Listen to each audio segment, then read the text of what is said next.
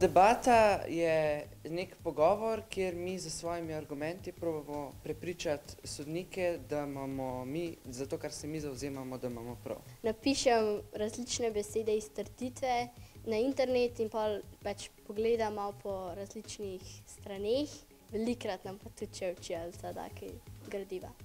Gradivo je zelo dobro, da ga najdeš, znaš izluščiti najbolj pomembne podatke. Se zmeraj na koncu vprašam, a sem sploh razumela, kaj sem prebrala. In če nisem, grem še enkrat nazaj pa probam razumeti. Jaz ponavadi kar na hitrico preletim enkrat, dvakrat tekst, pa greš po vrsti pa si probaš zapisati najbolj pomembne podatke, pa iz teh pol oblikuješ stavke.